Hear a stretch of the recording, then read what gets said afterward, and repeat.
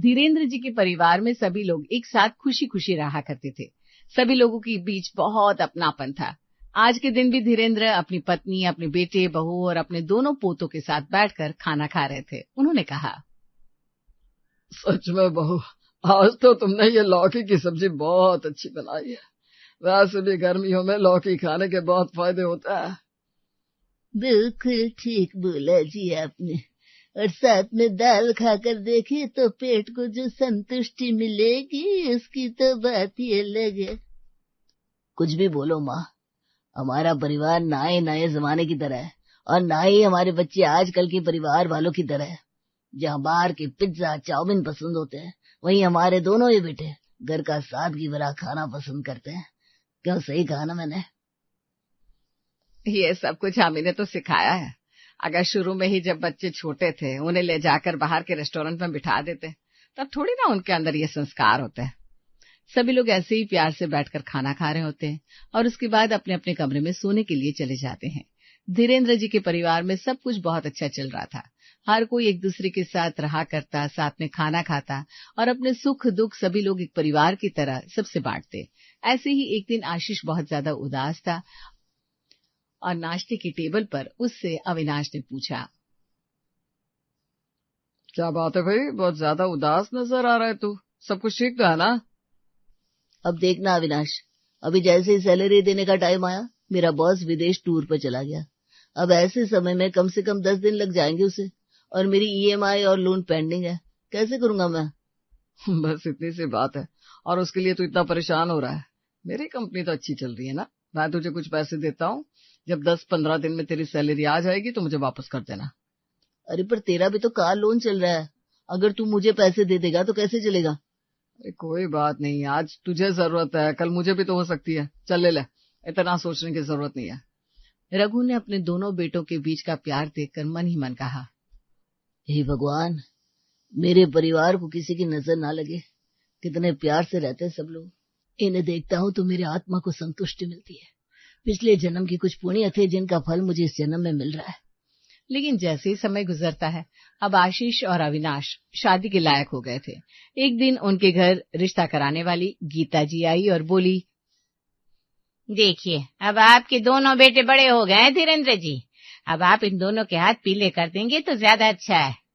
जी हम तो खुद ही सोच रहे थे, अब आप ही लोगों के रिश्ते करवा दिए। बताइए, हमारे आशीष और अविनाश के लिए कोई ऐसी लड़कियां जो हमारे परिवार के साथ घुल मिल जाए। नेक काम और पूछ जल्द ही आप दोनों के पोतों के लिए ऐसी लड़कियों का रिश्ता लेकर आऊंगी कि आप लोग मेरी तारीफ करते हुए नहीं थकेंगे। आपके परिवार में 4 चांद लगा देगी वो।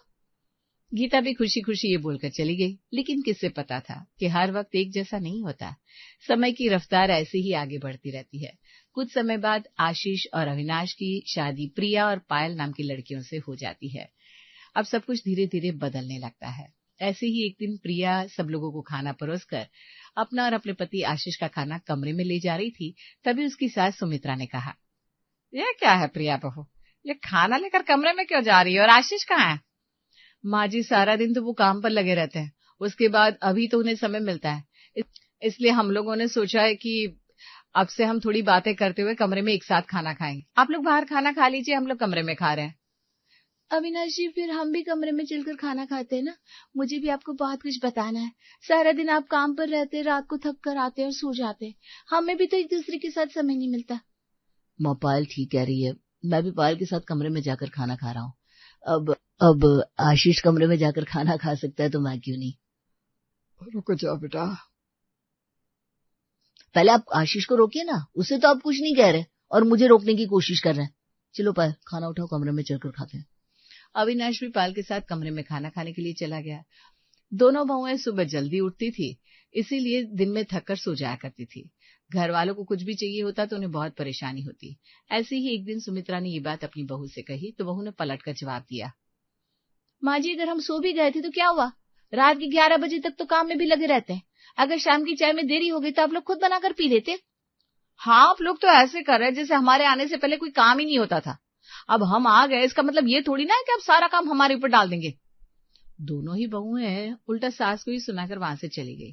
सास को ये सुनकर बुरा तो लगता है, लेकिन ज्यादा बात ना बढ़े इसलिए वो किसी को बोलती नहीं।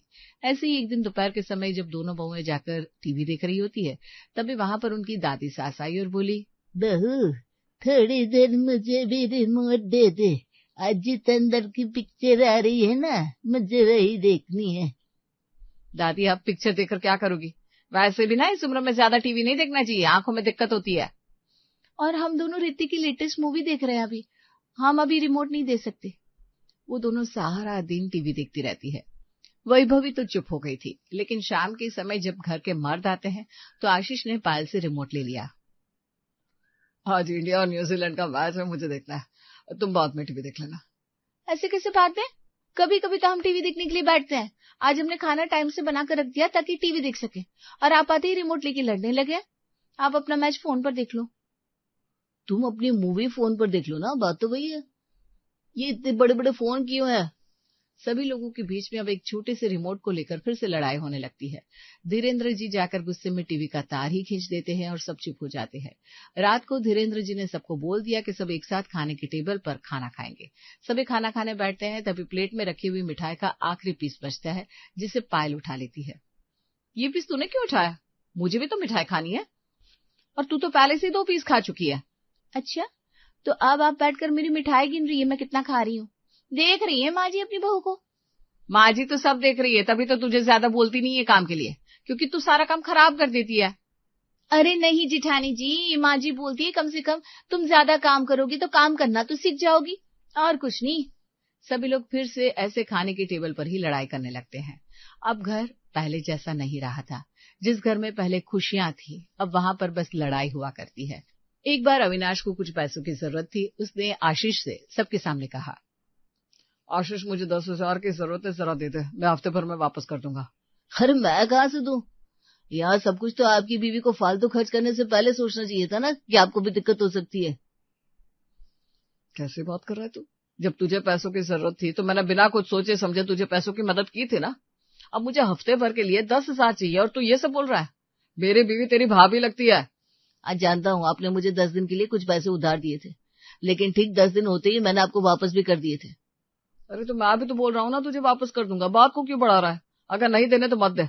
मैंने गलती कर दी तेरी मदद मांग के। दोनों की पत्नियां भी अब उन्हें कमरे में ले जाकर अपने अपने पति को खूब भड़काती है। पायल अविनाश को कहती है, देख लिया अपने भाई के साथ अच्छा करने का नतीजा। आज जब आपको पैसों की जरूरत थी तो कैसे मना कर दिया? सच है, शादी करके तो हर कोई बदल जाता है, तभी तो हर कोई अलग हो जाता है। मैं तो कहती हूँ आप भी बोलकर देखिए, अलग हो जाते हैं। 3 मंजिला घर है, नीचे के कमरे में माँ जी और पिताजी और दादी जी दादाजी रह लेंगे। ऊपर वाले कमरों में 1 फ्लोर पर हम लोग, 1 फ्लोर पर ये लोग रह लेंगे, झगड़ा ही खत्म। मेरा भी सब्र का बांध टूट रहा है, सोच रहा हूँ बंटवारे की बात कर दूं। वहीं दूसरी तरफ प्रिया ने आशीष के कान भरने में कोई कमी नहीं छोड़ी।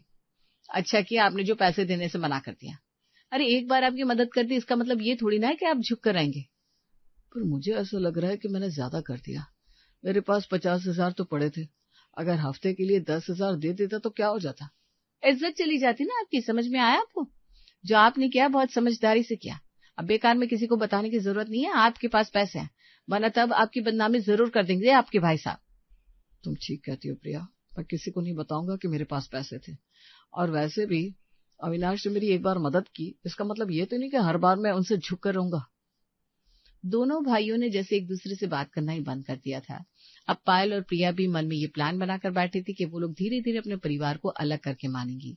पायल रसोई में अपने पति की पसंद के घिया के कोफ्ते की सब्जी बना रही थी, वहीं प्रिया अपने पति के लिए चना मसाला बना रही थी। तभी रसोई में सुमित्रा आती है। यह सब कुछ क्या बना रही हो बहू? रात के समय तो हम लोग हल्का खाना खाते हैं। हल्का खाना आप खाती हैं माँ जी, क्योंकि आपने हमेशा खाना अपनी सेहत के हिसाब से बनाया है, अपने बच्चों की पसंद से नहीं। क्या बोल रही हो पायल बहू? तू कहना चाहती है कि मैंने अपने बच्चों की पसंद से कभी खाना नहीं बनाया? उनको घिया की कोफ्ते पसंद है और मैं उनके लिए वही बना रही हूँ। और इन्हें चना मसाला पसंद है तो मैं उनके लिए वही बना रही हूँ। अरे पर बेटा, रात के समय इतना मसाले वाला खाना खाना अच्छा नहीं होता, पेट में दर्द होता है, गैस हो जाती है। ये गैस और पेट दर्द की समस्या आप जैसे बूढ़े लोगों को होती होगी, फिक्र मत करिए। आप लोगों के लिए हमने उबालकर खिचड़ी बनाकर तैयार कर दी है। भाई हम लोगों का भी तो कभी चटपटा खाने का मन करता है, यही तो उम्र है हमारे खाने की, बाद में तो डॉक्टर भी मना कर देंगे। देखिए हमारे पास वैसे भी बहुत काम पड़ा है, आप दोनों बस यहाँ आकर ऑर्डर देने आ जाती है, चाय बना दो, रोटी बना दो, पापड़ सेक दो, कोई हेल्प तो करवाती नहीं, इसलिए कुछ काम है तो बताइए, वरना जाइए रसोई से। सुमित्रा और वैभवी की आंखों में आंसू आ जाते हैं। दोनों ही वहां से सीधा वैभवी के कमरे में जाती है। वैभवी फूट फूट कर रोने लगती है। मैंने कभी नहीं सोचा था मेरे परिवार के अंदर सब कुछ एकदम से इतना बदल जाएगा। हम क्या कर सकते हैं माँ जी, बदलते हुए बच्चे हैं। हमारी सोच शायद उतनी मॉडर्न नहीं हो पाई जितने मॉडर्न हमारे बच्चे हो गए। पर सच बोलूं तो अपने परिवार को ऐसे बदलते हुए देखकर बहुत दुख हो रहा है। मैं रोज टूटती जाती हूँ और रोज खुद को संभालती हूँ।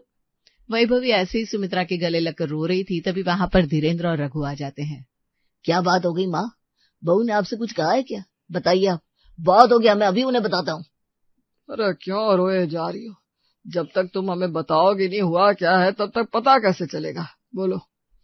कुछ नहीं हुआ, बस ऐसा लग रहा है कि परिवार को जिस प्यार से हमने रोशन किया था वो दिया बुझने की कगार पर आ गया है। बस ये चीज अच्छी नहीं लग रही। वैभवी की बात सुनकर धीरेन्द्र ने बड़े प्यार से उसके कंधे पर हाथ रखा और कहा, देखो, अब तुम्हें यह मानना होगा कि परिवर्तन ही प्रकृति का नियम है। हम कुछ नहीं बदल सकते। हम लोगों को अपने हिसाब से बांध कर नहीं रख सकते। अगर ये होना लिखा है तो होकर रहेगा। माँ, आप अपना मन छोटा मत कीजिए। जब तक परिवार का साथ बचा है तब तक सब लोगों के साथ रहते हैं। बाकी आगे जो होगा देखा जाएगा। लेकिन मैं आपसे वादा करता हूँ, भले ही आपका पोता पोती आपसे अलग हो जाए, लेकिन आपकी बेटे बहू आपको कभी नहीं छोड़ेंगे। हाँ माँ जी, आपको फिक्र करने की जरूरत नहीं है। आपको अगर प्यार करने का मन हो तो मैं हूं ना आपके पास, और गुस्सा करने का मन हो तो भी मैं आपके साथ खड़ी हूँ। मैं जानती हूँ बच्चों, तुम लोग मेरे साथ हो हमेशा। चलो, हमारे इस दुख के बारे में हमारे बाकी बच्चों को पता नहीं चलना चाहिए।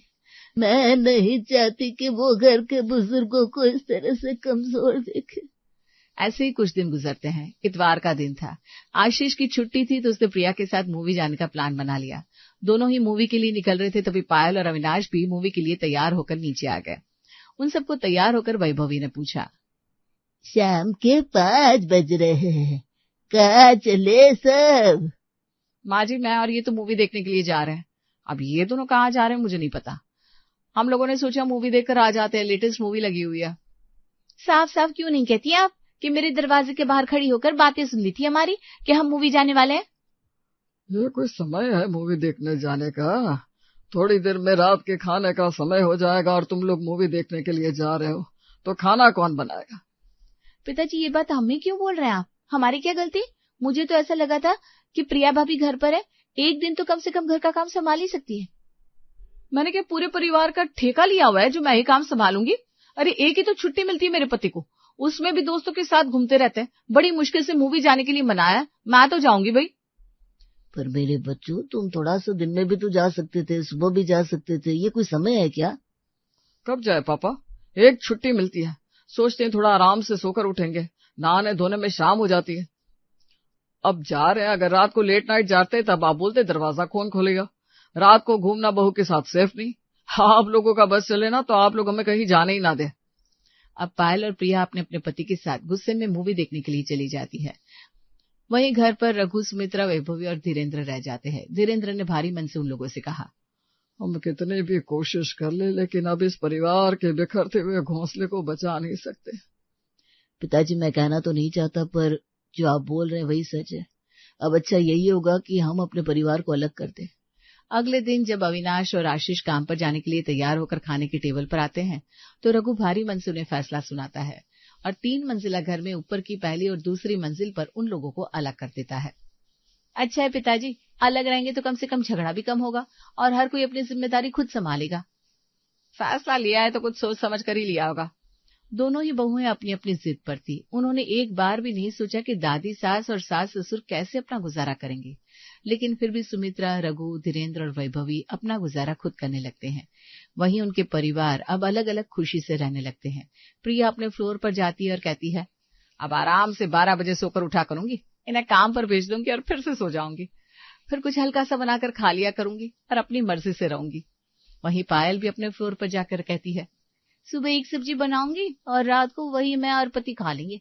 अभी तो हमारा परिवार बड़ा भी नहीं है, ज्यादा परेशानी की जरूरत ही नहीं है। पायल और प्रिया अब अलग होकर बहुत ज्यादा खुश थी। वो सब चीजें बहुत आराम से मैनेज कर रही थी और काम करने के लिए भी एक दूसरे पर जिम्मेदारी नहीं डाल रही थी। लेकिन बीच बीच में जब भी वो कुछ अच्छा बनाया करती तो खुद ही नीचे अपने सास ससुर और दादी सास ससुर को देने के लिए आ जाया करती थी। और कुछ ही समय के बाद जब उन्हें एहसास हुआ कि अलग होकर भी रिश्ते निभाए जा सकते हैं, तो प्रिया और पायल ने बिना किसी लड़ाई के एक एक समय का खाना जिम्मेदारी के साथ अपने घर के बुजुर्गों को देना शुरू कर दिया। कभी कभी परिवार के बीच में जब मन मुटाव आ जाए तो अच्छा होता है कि रास्तों को अलग कर लिया जाए, इससे पहले कि रिश्तों में दरारों के कीड़े पड़ने लग जाए। आपको क्या लगता है? हमें कमेंट करके जरूर बताइएगा। जी, आपने मेहमानों की लिस्ट बना ली क्या? 1 नहीं, 2 बार नहीं, 3 बार अच्छे से लिस्ट चेक कर लो। कोई भी मेहमान नहीं रहना चाहिए। नंदा दीदी के ससुराल में भी सबको आपका फोन जाना चाहिए। आपको नंदोई जी का पता है ना? ये देखिए श्रीमती जी, पिछले 8 दिनों से ये लिस्ट और फोन मेरे हाथ में ही है। और जीजा जी का गुस्सा, शादी की सभी अरेंजमेंट एक तरफ और जीजा जी का मुंह फुलाना एक तरफ। सगाई में ही हमने उनका गुस्सा देख लिया। किसी से भी बात नहीं कर रहे थे, बस चुपचाप बैठे थे, जैसे पूरे मंडप में किसी को जानते ही ना हो। वैसे गलती हमारी भी थी। हमने नए दामाद जी का और उनके पूरे परिवार का पैर धोकर स्वागत किया, पर उनके पैर धोना भूल गए। पुराने हुए तो क्या हुआ, वो भी तो इस घर के दामाद जी हैं। वो तो अच्छा हुआ कि हमारी बहन हमें छोटी-मोटी बात बताती रहती है, हमसे कुछ गलती ना हो जाए, इस बात पर ध्यान रखती है। अगर नंदा दीदी ये पैर धोने वाली बात नहीं बताती तो हमें पता भी नहीं चलता, उनका मुंह किस बात को लेकर के फूला हुआ है। आपकी बात बिल्कुल सही है। आपका ये लिस्ट का काम आज के आज आप खत्म कर लीजिए, क्योंकि शाम को दीदी और नंदोई जी आने वाले हैं। उनके आने के बाद आपको उनके साथ रुकना पड़ेगा, नहीं तो फिर घर बुला लिया और अकेले को बिठा दिया। इस बात को लेकर भतीजी की शादी में फूफा फिर से नाराज हो जाएंगे। घर में अर्चना और गोविंद की बेटी कल्याणी की शादी की तैयारियां चल रही थी, लेकिन जितनी चिंता उन्हें शादी की तैयारियों की नहीं थी, उससे कई ज्यादा चिंता इस बात की थी कि कई बच्चों के फूफा जी नाराज ना हो जाए। शाम के वक्त, कोई है घर में या नहीं? आइए ना दीदी, हम कब से आपका ही इंतजार कर रहे थे। आप आती हो तो घर में रौनक आ जाती है। अरे रे, ये भी हैं साथ में। हाँ हाँ नंदोई जी, आप भी आइए।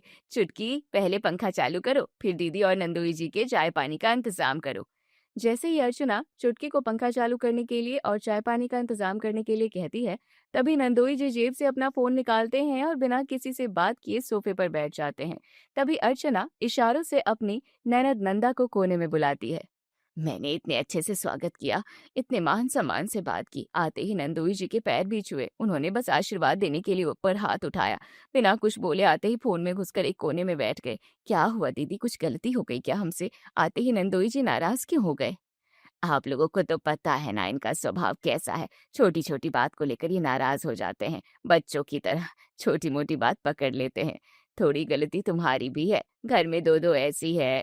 लेकिन तुमने चुटकी से क्या कहा? चुटकी पंखा चालू कर दो। अगर नया दामाद आता तो तुम अपने दामाद को इतनी गर्मी में पंखे के नीचे बिठाती क्या?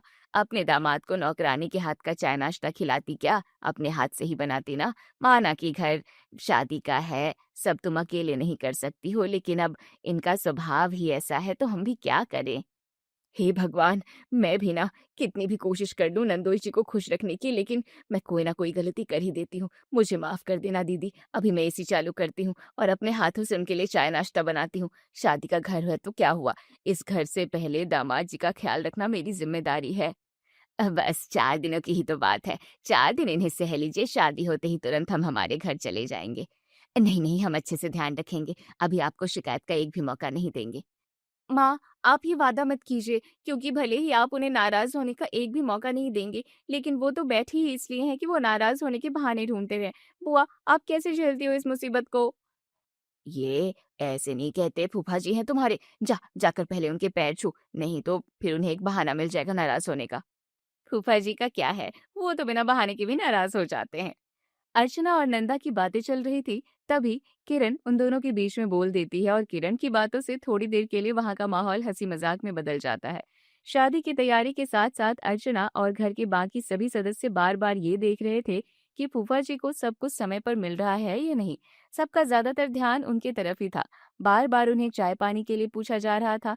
इन सब में ही रात के खाने का समय हो जाता है। अर्चना खाना टेबल पर रख रही थी।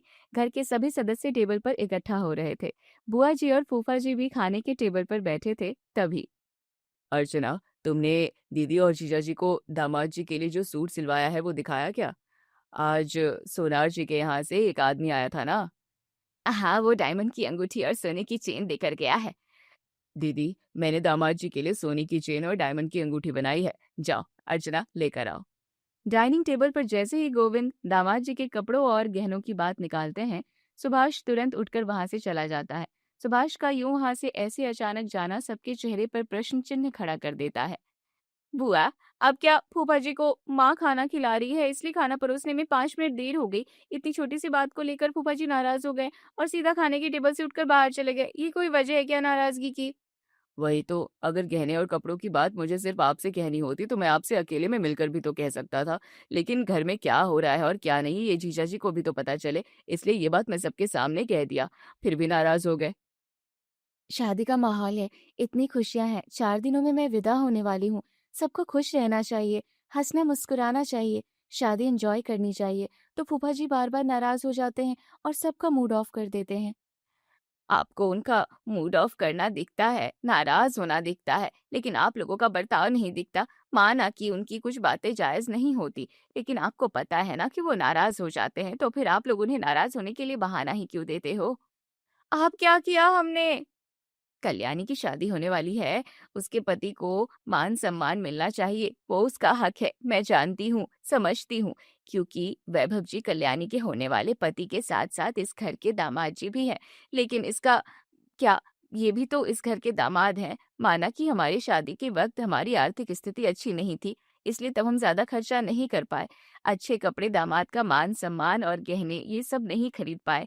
लेकिन अब तो भैया आपके पास बहुत पैसे हैं। आप आपके नए दामाद के साथ साथ इस घर के पुराने दामाद का भी मान सम्मान कर सकते हैं। लेकिन आपने क्या किया? सिर्फ आपके नए दामाद के लिए अंगूठी और चेन बनवाई और इस घर के पुराने दामाद को भूल गए। नए दामाद जी के लिए डायमंड की अंगूठी बनाने की क्या जरूरत थी? अगर आपका बजट नहीं था तो नए दामाद के लिए और पुराने दामाद के लिए सोने की 2 अंगूठियां बनवाते। नए दामाद का मान सम्मान भी हो जाता और ये नाराज भी नहीं होते। ये तो यही हुआ कि नाराजगी की वजह भी आप ही लोग देते हो और फिर क्यों नाराज हुए ये भी आप ही पूछते हो। दीदी, सोने की अंगूठी?